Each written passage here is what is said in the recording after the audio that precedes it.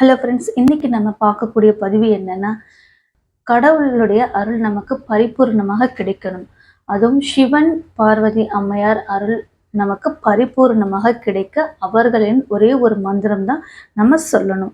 அவங்களுடைய ஒரு வரி மந்திரம் வந்து தினசரி நம்மளுடைய வாழ்க்கையில் சொல்லிக்கிட்டே வந்தோம்னா, நம்மளுடைய வாழ்க்கையே அப்படியே மாறும். நம்மளுடைய இருக்கிற கஷ்டங்கள், நம்ம வீட்டில் இருக்கிற தரித்திரம், பீடைகள் எல்லாமே ஒழிந்து நம் வாழ்க்கையில் சுபிட்சம் கிடைக்கும்.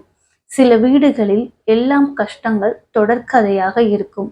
வீட்டில் இருக்கக்கூடிய பெண்கள் அந்த கஷ்டத்தில் இருந்து தங்களுடைய குடும்பத்தை காப்பாற்ற பெரிய அளவில் போராட்டமே நடத்தி வர்றாங்க. ஆனால் குடும்பத்துல இருக்கிறவங்க சொல் பேச்சுன்றதை கேட்கறது இல்லை. இஷ்டத்துக்கு குறுக்கு வழியில் செல்வார்கள்.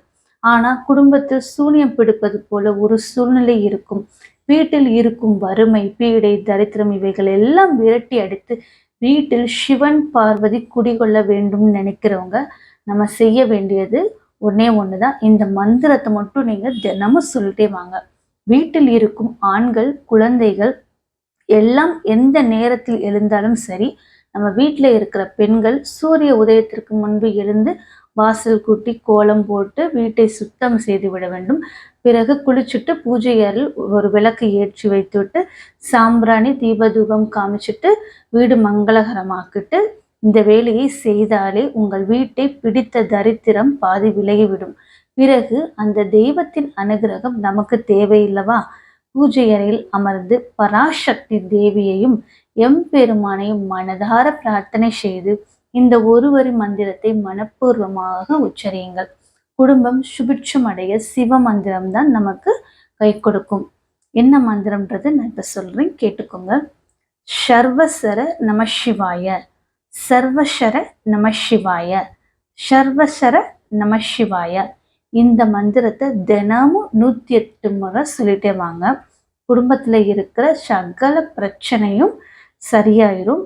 சொல் பேச்சு கேட்காத கணவர், சொல் பேச்சு கேட்காத பிள்ளைங்க எல்லாருமே உங்க பேச்சு கேட்டு நடக்க ஆரம்பிச்சுவாங்க. வீட்டில் இருக்கும் கஷ்டங்கள் எல்லாமே படிப்படியாக குறைஞ்சிரும். தரித்திரம் விலகி வீடு வந்து சுபிட்சமே அடைஞ்சிரும். தொடர்ந்து 48 நாட்கள் இதே போல வழிபாட்டை மேற்கொண்டுட்டு வாங்க. இடையில் மாதவிடாய் நாட்கள் வந்தால் மட்டும் அதை தவிர்த்து விட்டுருங்கள். 48 நாட்கள் வழிபாட்டை நிறைவு கட்டாயம் செய்து விட்டுருங்கள். உங்களுடைய வீடு கோவிலாக மாறிவிட்டது. பிறகும் இந்த வழிபாட்டை தொடலாமா என்று கேட்டால் கண்டிப்பாக தாராளமாக இந்த வழிபாட்டை நீங்க தொடர்ந்து செய்யலாம். நேரம் கிடைக்கும் போதெல்லாம் இந்த மந்திரத்தை சொல்லிக்கொண்டே வாருங்கள்.